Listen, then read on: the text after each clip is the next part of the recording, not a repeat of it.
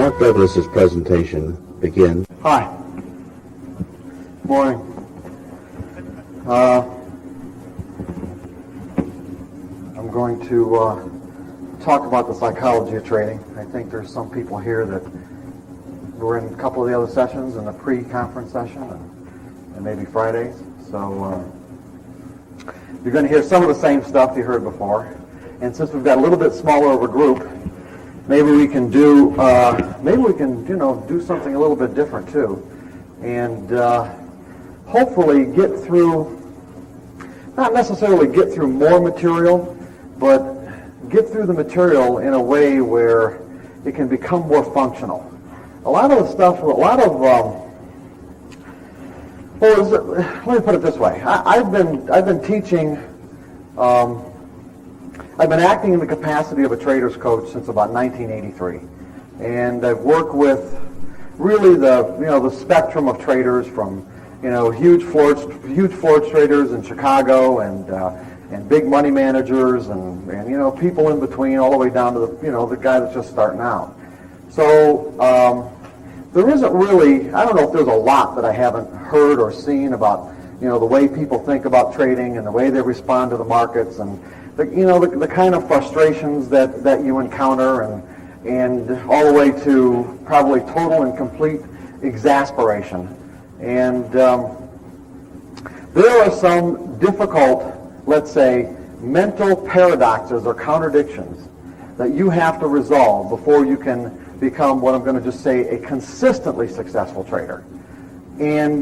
And the way I'm going to define consistency is simply an equity curve, a nice equity curve that goes up at about a 45-degree angle. That doesn't mean that you're not going to have drawdowns in your equity. But what you don't want to have is you don't want to work real hard. And I'm not saying that trading has to be hard work, but most people put more work into it than what's really necessary. But what'll happen, you can create a really nice equity curve, and all of a sudden you just come to a huge drawdown in your equity. And traders naturally assume that huge hit that they took, or series of hits that they took, had something to do with the market. And if it had something to do with the market, then it must mean there's something that I need to learn about the market to prevent that from happening again. And that really just isn't the case. It all has to do with really what's going on inside of our mind. Because what you're going to find out is that the market has absolutely no control over the way that you perceive it. In other words, it has no control over how you perceive that information that's generating about itself. The market expresses itself every moment that it's open, even in some ways every moment that it's closed. And how we interpret that expression is really a function of how our mental environment is aligned, and the kind of beliefs that we have, and how those beliefs act on our perception of information and act on our behavior. Because the market doesn't control how we behave either. The market has absolutely no control over what we do, how we see it, what we decide about what we see, and certainly what we do. And the kind of fundamental misconception that most traders have is that they can solve, let's say, the kind of attitude problems that cause them to make the kind of errors that create not only a lack of consistency in their trading, but also erode their sense of self-trust and erode their sense of confidence, that they can solve these problems by learning more about the markets. And that just isn't going to happen. Can anybody just think why that's not going to happen? Why you're never going to solve the kind of problems that, let's say, what kind of errors am I talking about? Let me backtrack a little bit and say, what kind of errors am I talking about? Manufacturer trading sell market. That would be one set. Here, go ahead. Ignoring your own signals. Does the market have anything to do with that? No. Okay. Any others? What? Second guessing yourself. Panicking. Well, what happens when you panic? Well, you normally do. Yeah, that's for sure. Go ahead. Or not doing your homework. Okay. What do you think would be probably the most three common errors that almost all traders perpetrate upon themselves? Okay, that's definitely one of them. Go ahead. Taking your signals, that's definitely another one. Go ahead. Falling in love with your position, that falls under. I'm going to say the three errors are not defining your risk in advance of putting on the trade. Not defining your risk. It doesn't necessarily mean that you have to put the stop in the market, because there are some traders who have evolved to the point where they really can trust themselves to get out of a trade if the market tells them that their edge isn't, that that whatever they use for an edge, whatever variables they use to determine when to get in, that trade isn't working. Now, throughout the years, there have been many, I've heard many people, speakers and people teach people how to trade, and there have been some notable, let's say, trading guru types that have almost chided people for putting their stops in the market, saying that it really wasn't necessary. And for them, it wasn't. However, for many people, it is. It is absolutely an essential step to becoming successful to actually put a stop in the market. And there are some very fundamental psychological reasons why, because that I'm going to get into in a second, but basically what you have to do is you have to learn how to trust them. You have to learn that you will always act in your own best interests, always, without hesitation, because there's just potential to damage yourself in the markets. So you've got managing your risk, not cutting your losses, and not having a systematic way of taking profits, which would fall into the category of what this lady in the front row said. Not having a systematic way of taking profits.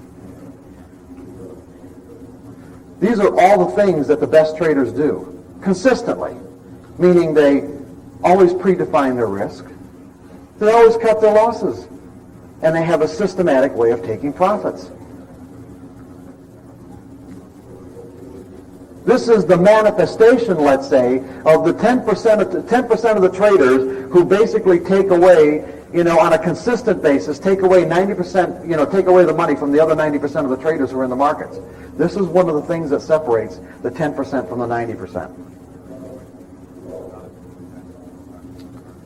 And why is that? In other words, why can they do that?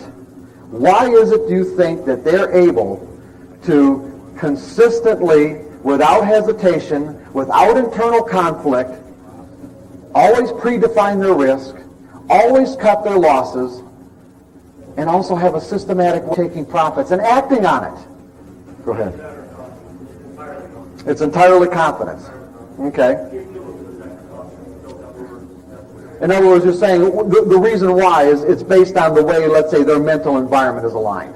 Okay?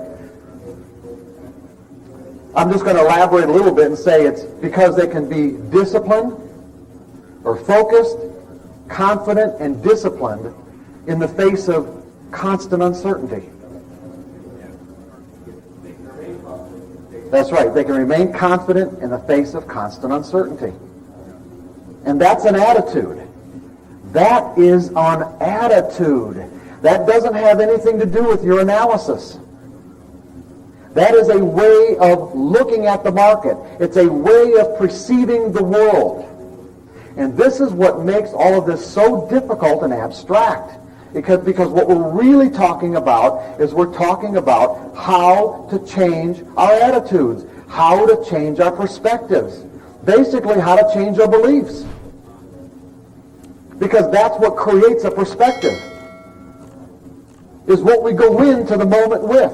Whatever the moment is, what we go into that moment with, whatever beliefs we're carrying, that we're operating out of in that moment, that's what creates our perspective. And then we experience something based on how we're interpreting that information.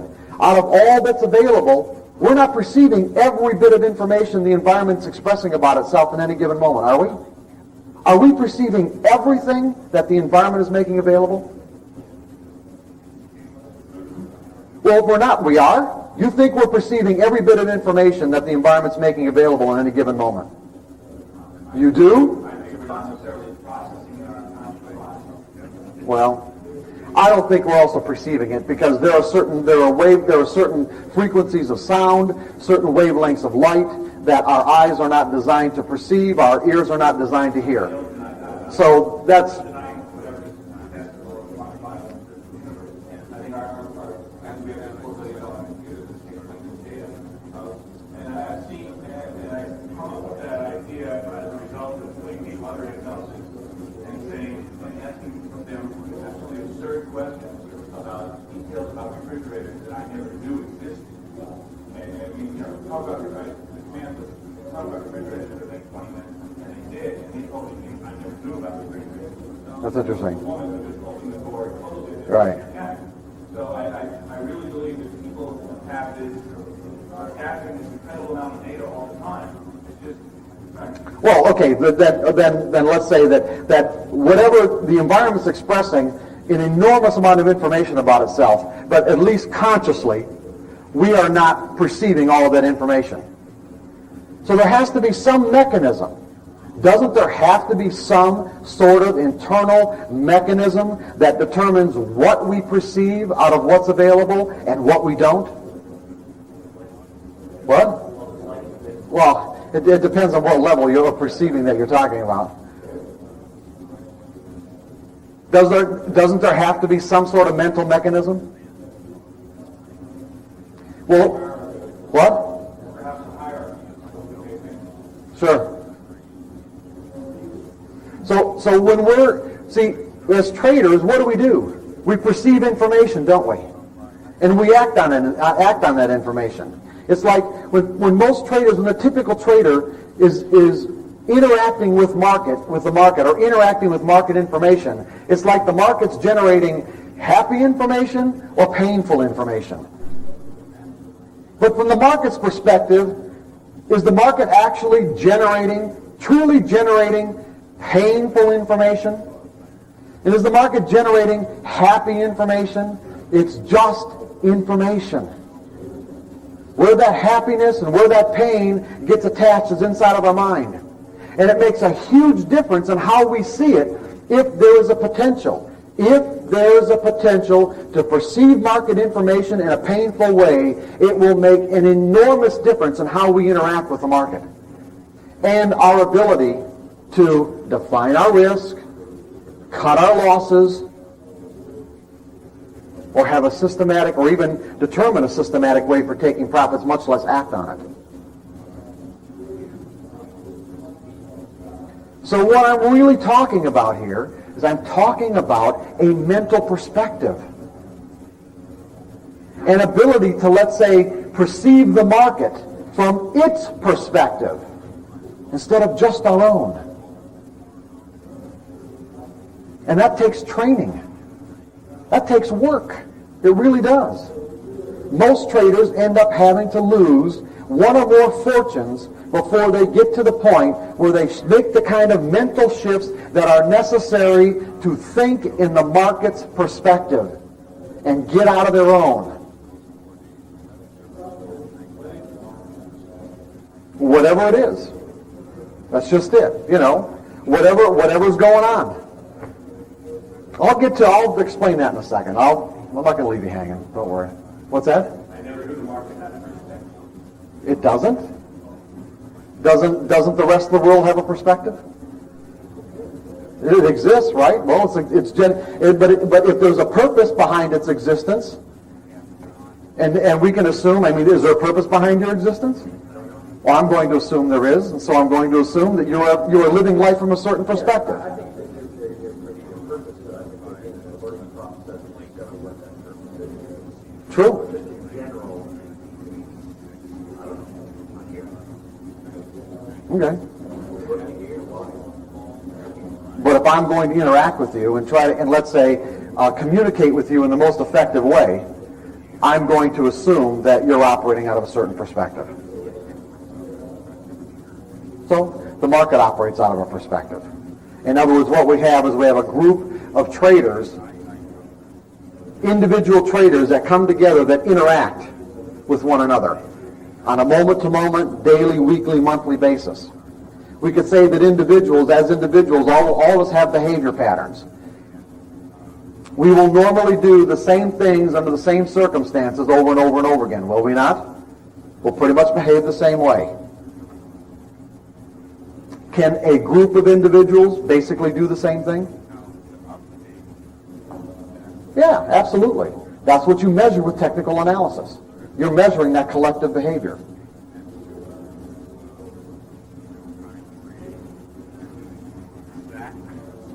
So that collective behavior is the market's perspective. So let me give you an idea, or an example of what I'm talking about.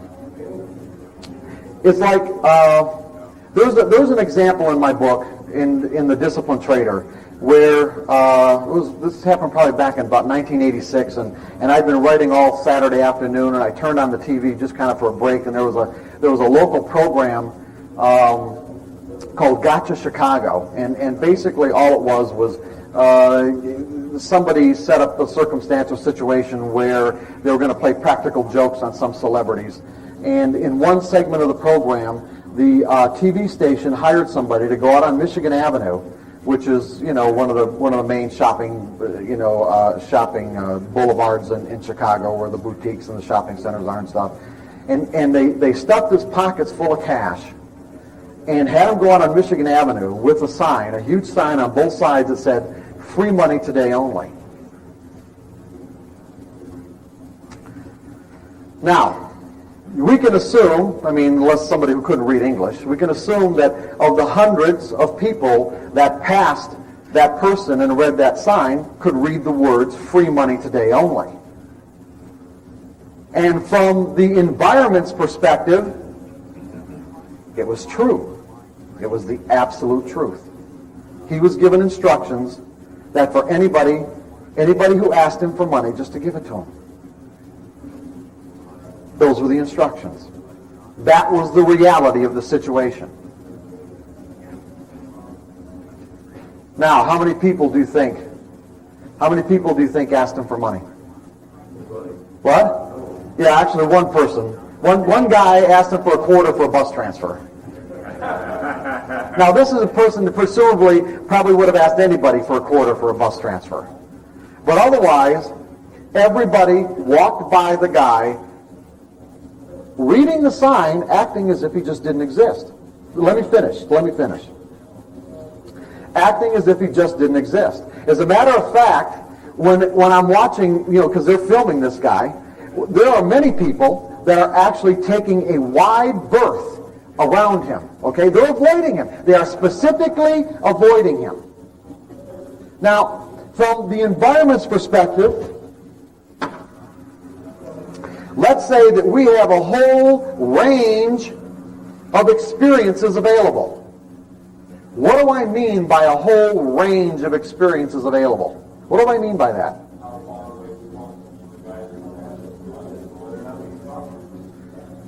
Well, okay, that's part of it, but that's not really... what do I mean by a whole range of experiences? Yeah, right. In other words, we could have an experience of complete and absolute joy, right? All the way down a continuum to what? Terror. That's what I'm talking about in terms of a whole range of experiences. Now, do we have this kind of range in this particular situation? Well, maybe not terror, but I can probably assume, let's put it this way, if somebody, let's just take some, little old lady who's looking at the sign, and what's available to her is an experience of really absolute joy, because if she did in fact ask the person for money, and he gave her exactly what she asked for, how's she going to feel? She's going to feel great, isn't she? Not only is she going to feel great, but what she's going to do is she's going to go home, and she's, and anybody that she really sees that she knows she's going to want to share that joy with her family and friends. And the first, she's going to, the first three words are going to come out of her mouth, almost universal. Almost everybody will say the exact same thing. And what do you think those first three words are? Yeah, you won't believe. You won't believe what happened to me today. You won't believe. And you're right. See, they're right. You won't believe it. And yet, this is the experience that was available. Now, everybody else, and nobody had this experience, by the way. As a matter of fact, here's what happened. The guy that's carrying the sign is so frustrated, is really getting so frustrated that nobody's asking him for any money, that, he actually walked up to some guy with a briefcase. He was in a suit and a briefcase. Let's say he was some businessman. He said, "Sir, would you like some free money?" And the guy said, "Not today." And then the other guy said, well, how many days has this happened? And the guy just walked right around him. Everybody experienced their own unique reality of the situation. Everyone experienced their own unique reality of the situation. And the interesting thing about it is that if you were to go back and create the exact same situation with the exact same people, do you think the results would be any different? No, because nobody learned anything. You see, what they believe, we can assume, and here's the assumptions that we can make, is that, first of all, beliefs control the way we perceive environmental information. In other words, what we perceive, let's say at a conscious level, in relationship to everything else that exists, will be determined by the beliefs that we're operating out of. So let's say that since money is such an important, let's say, component of everyone's life, we can make a reasonable assumption that if people really believed that it was available, not only would they ask for it, they probably would have attacked him. Because there have been many situations in which people, have been in a free money freak situation, and their behavior degenerates to virtually animalistic. So in a way, the TV station was really kind of being stupid, because they were almost really putting this guy's, maybe not his life at risk, but at least where he could have been injured. But yet nobody acted like that. So what kind of beliefs can we assume that they are operating out of? What? It's too good to be true? Go ahead. I think most people thought it was a sales gimmick. Okay, sales We gimmick? get calls all the time, I'll give you something for free, but you got to come and check out my product, and people just don't want to be bothered. Right, exactly. It bases my experience is probably not the whole story. There's probably a lot more to it. Right, okay. That there's some, right? People think, yeah, right. That's it. Yeah. Well, he was just dressed normally. He was just dressed like a normal guy. Well, possibly, but not everyone, because I think there were some people that really took a wide berth around this guy. But what we are talking about is a range here. Go ahead. That's right. Free money doesn't exist. See, free money doesn't exist, and therefore, if I'm operating out of the belief that free money doesn't exist, even though it is right in front of my face, it is invisible. The opportunity to experience that particular range, let's say the high end, negative or positive and negative, at the high end was virtually invisible, but yet from the environment's perspective, it existed as real.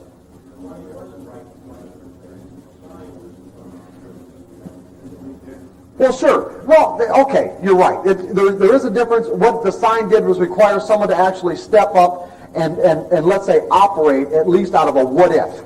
In other words, their mind had to be open enough to say, what if this is true? What if? And then you go up and you say, okay, give me $100. And the guy pulls $100 out of his pocket and gives it to you. And you're going to feel great, right? Now, typically, most traders, they're going to feel great for a moment, and then they're going to feel what? Regret. You see? You're going to go from elation to regret, also based on your beliefs, right? Yeah. Well, how come I should have asked for more. I should have asked for more. Okay?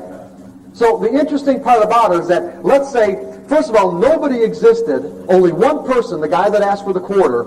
If this is indifference right here, if we're going to go like this is a 0 point, this is indifference, there's only one person that created an experience on the positive side of the ledger. And everyone else, to some degree or another, was this way. From mild discomfort to, well, there's a crazy guy in the street, so, I'll just walk by him a little bit, maybe to the little old lady that just practically crossed the street because she didn't want to get near him. One person did ask, and the guy gave him the money, and he said, "Holy mackerel, this is true." There are other people around, you probably get a line. Oh yeah, most likely. I mean, once they get some physical, tangible evidence that this is real. But the point that I'm making is that what I want to do is give you a clear, example, an illustration of how our internal perspective determines what we experience.